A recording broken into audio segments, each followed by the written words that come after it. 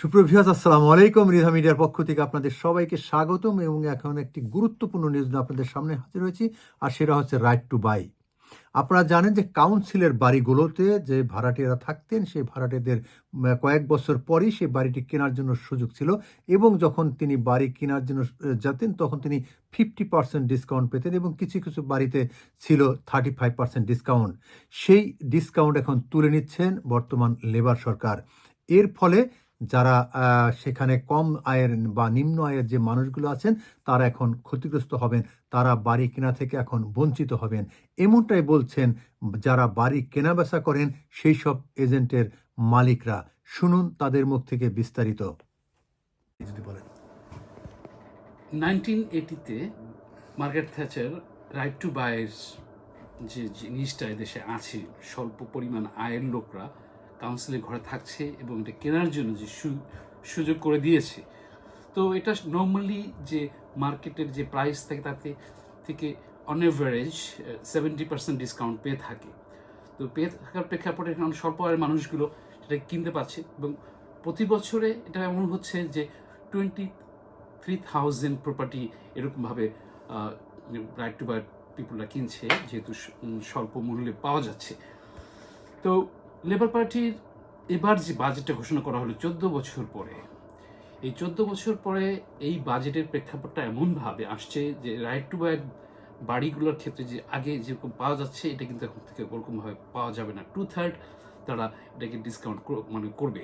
তো সেই ক্ষেত্রে দেখা যাচ্ছে যে আপনারা যারা এখনও পিছিয়ে আছেন তাদেরকে একটু খেয়াল রাখতে হবে, এভাবে যে আপনি আপনার অপরচুনিটিটা মিস করবেন না। কারণ লেবার সরকার এভাবে আনছে, তারা 14 বছর পরে আসার প্রেক্ষাপটে এমন হয়েছে যে তাদের প্ল্যান আছে তারা 1.5 মিলিয়ন প্রপার্টি করবে নেক্সট 5 ইয়ার্সে। তাদের ম্যানিফেস্টোতে ছিল এবং সেটা তারা ঘোষণাও দিয়েছে। তো এটা পর্যায়ক্রমিক হবে। এখন এটা করার প্রেক্ষাপটে অনেকেই এটা নিরুৎসাহিত হবে বাড়ি কেনার ক্ষেত্রে। তো এই ক্ষেত্রে দেখা যাবে আমরা যারা কাউন্সিলের ঘরে থাকছি রাইট টু বাইয়ের আওতায়, সেগুলো কমে আসবে কেনার ক্ষেত্রে। আবার ছিল এরকম ধরনের ডেভিড ক্যামেরন যখন ছিল, হাউজিং অ্যাসোসিয়েশনের ঘরগুলোকেও একটা সার্টেন পরিমাণ ডিসকাউন্ট দেওয়া হতো, যদিও সে ঘোষণা করেছিল ওই সরকার সে সময় যে পর্যায়ক্রমিকভাবে এটাকে রাইট টু বাইয়ের পরিমাণে নিয়ে আসা হবে ডিসকাউন্টটা। কিন্তু সেটা কিন্তু এখন চলে গেল, চাপা পড়ে গেল, এটা কখন আসবে ফিরে মনে হচ্ছে না। কারণ লেবার পার্টির এই যে ঘোষণাটা, এই ঘোষণার প্রেক্ষাপটে কিন্তু অনেকটা বাসাবাড়ির সংকট দেখা দিবে। যদিও প্ল্যান আছে তাদের, যে কথা বলছিলাম যে নতুন নতুন বিল্ড করবে, তো সেখানেও কিন্তু কেনার ক্ষেত্রে তারা ওরকম ধরনের অপরচুনিটি দিবে না। প্রতি বছর গ্রেটার ইউকেতে যে পরিমাণ বাসা দরকার সেটা শর্টেজ ছিল, এখনও আছে।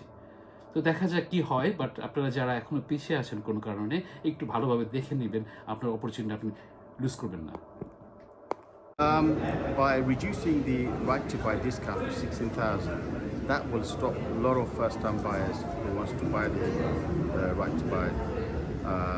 It will prolong the process of not buying. And I'm not sure why the government is trying to do that. Maybe they want to just hold on to the property and manage it for themselves. That could be.